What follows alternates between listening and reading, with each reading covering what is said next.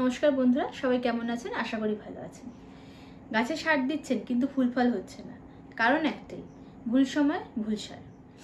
আজকের ভিডিওতে আমরা জেনে নেব অর্গানিক এবং ইনঅর্গানিক সারের পার্থক্য, কখন কোন সারটা দিলে আপনার গাছ ভালো থাকবে, সুস্থ থাকবে এবং সতেজ থাকবে। ভিডিওটি শেষ পর্যন্ত দেখুন। আশা করি এই ভিডিওতে এমন কিছু টিপস থাকবে যেটি আপনার গার্ডেনিং এক্সপিরিয়েন্স পুরোপুরি বদলে দিতে পারবে।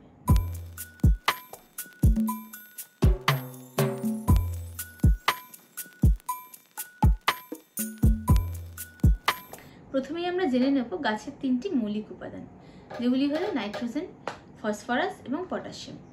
নাইট্রোজেন গাছকে ক্লোরোফিল তৈরিতে সাহায্য করে, যার জন্য সালোক সংশ্লেষ প্রক্রিয়া হয় এবং গাছ তার খাবার নিজেই তৈরি করে নিতে পারে। ফসফরাস গাছের মূল গঠনে সাহায্য করে এবং ফুল ও ফলের সংখ্যা বৃদ্ধি করে। এবং পটাশিয়াম গাছের কোষগুলিকে শক্ত করে এবং গাছের রোগ প্রতিরোধ ক্ষমতা বাড়িয়ে তোলে। এছাড়াও ক্যালসিয়াম, ম্যাগনেসিয়াম, সালফার এবং কিছু মাইক্রোনিউট্রিয়েন্টস গাছের পূর্ণ বিকাশের জন্য সাহায্য করে। এবার আসি সারের কথা। প্রথমেই আমরা জানব সার ক ধরনের। সার হলো প্রধানত দু ধরনের, জৈব সার এবং রাসায়নিক সার। জৈব সারের মধ্যে পড়ে ভার্মিকম্পোস্ট, গোবর সার, সর্ষের খোল, নিম খোল, পেঁয়াজ এবং কলা খোসা ভেজানো জল, হিউমিক অ্যাসিড, বোন মিল এবং আরও অন্যান্য কিছু সার। রাসায়নিক সারের মধ্যে পড়ে হলো NPK, DAP, SSP, urea, MOP ইত্যাদি।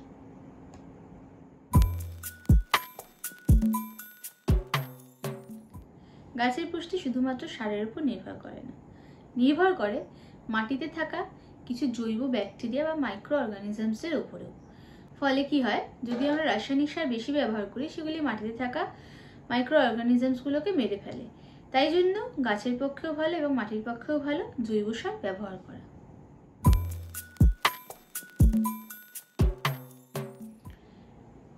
এখন অনেকেরই মনে প্রশ্ন জাগবে, দু ধরনের সার কি একসাথে ইউজ করা যায়? উত্তর হলো হ্যাঁ। কিভাবে ব্যবহার করব? যখন গাছ ছোট থাকবে, চারা গাছ থাকবে, তখন আমরা জৈব সার দেব। জৈব সার বলতে ভার্মিকম্পোস্ট এবং তরল জৈব সার। তরল জৈব সার কীভাবে বানাবো? 1 লিটার জলে 1 মুঠো নিমখোল আমরা 2 দিন ভিজিয়ে রেখে দেব। সেটিকে ছেঁকে মাসে একবার করে গাছের গোড়ায় দিতে হবে। এই সময় গাছে কিন্তু কোনো রকম রাসায়নিক সার প্রয়োগ করা যাবে না। এরপর গাছের বয়স যখন 40 দিন হবে, তখন আমরা 15 দিনে ভার্মিকম্পোস্ট দেব। তার 15 দিনে দেব কিছু ডিএপি দানা গাছের চারপাশে ছড়িয়ে।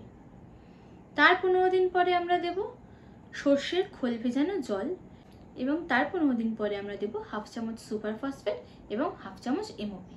সার দেওয়ার পরে কি করবেন? সার দেওয়ার পর ভালো করে জল দিতে হবে। যদি আমরা কম জল দিই, গাছ মাটি থেকে সার টানতে পারবেন না। তাই জন্য ভালো করে সার দেওয়ার পরে গাছকে ভালো করে জল দিন, যাতে সার পুরো মাটিতে ভালোভাবে মিশে যায়।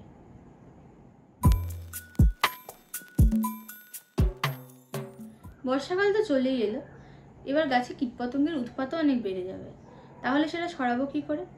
ট্রাইকোডার্মা গাছের মাটিতে মিশিয়ে দিন, এতে গাছ ছত্রাকজনিত রোগ থেকে দূরে থাকবে। এফিডস, মিলিবাগ এগুলিকে এড়াতে নিম তেল স্প্রে করুন, একতারা স্প্রে করুন। নিম তেল কীভাবে ব্যবহার করব? প্রতি 1 লিটার জলে 5 মিলি নিম তেল এবং হালকা তরল ডিশওয়াশার মিশিয়ে গাছের পাতায় স্প্রে করুন।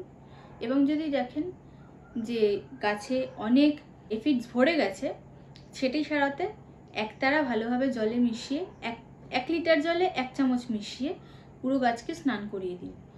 নিম তেল ব্যবহার করবেন প্রতি 3 দিনে একবার, একতারা ব্যবহার করবেন প্রতি 7 দিনে একবার।